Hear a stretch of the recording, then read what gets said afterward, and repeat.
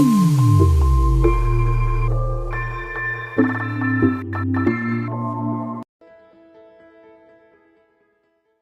my name is Santana, and I am so excited to have you join me on this course. I'm going to be talking about digital painting and color and light, but in this lesson, I want to talk to you a little bit about my experience and just who I am as a person.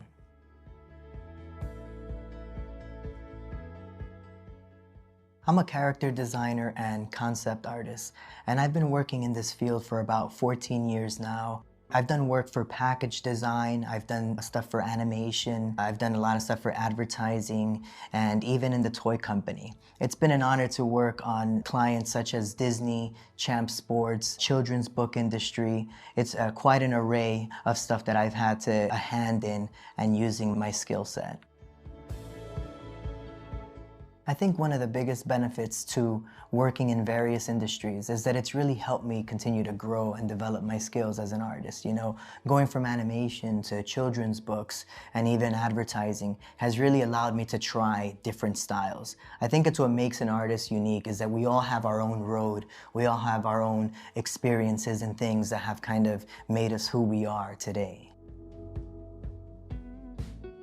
I remember my time at Disney. It was just so awesome working there. I was young in my career and I got to work on some really fun projects. It felt like a dream. I mean, the whole experience to be a graphic designer at Magic Kingdom Park was something that I would have never imagined.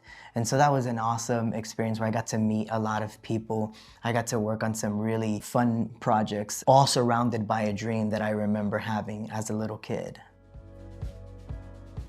Then later on in my career, when I got a client, a freelance client, like Champ Sports, I was prepared to do that because when you're doing freelance, you're selling yourself. You know, you're doing that on your own.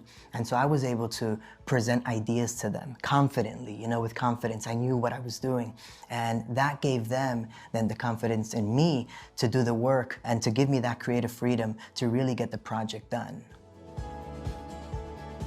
The bulk of my experience has been in advertising, and eventually my career just kind of led me there, and I worked for an ad agency called Dunn & Company in Tampa, Florida. I was surrounded by just awesome talent. I did a lot of illustration, typography art, and a variety of illustration work in advertising.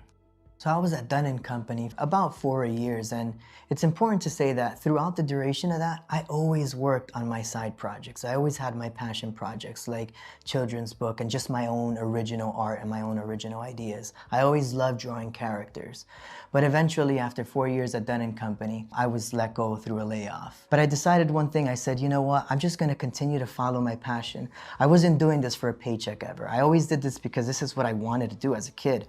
And so I just continued to work on the passion projects. I continued to just do work and put it out there. And eventually, I ended up catching the eye of a video game company. They just loved the characters that I was doing. All the stuff that I did for fun, that's what they liked. And they decided to give me a shot, and I became a senior concept artist for them. It was truly a dream come true. So with that said, I really want you to keep in mind that sometimes life is gonna knock you down, you know, your career, it's gonna be hard. You know, as an artist, sometimes you'll second guess yourself. But the important thing is to just continue to do what really drives you. You know, don't try to adapt so much. There's only so much of that you can do. Just keep doing what drives you, and I know that you're gonna be just fine. So in the next lesson, what I'm gonna talk about is a little bit about my influences and other artists who have inspired me.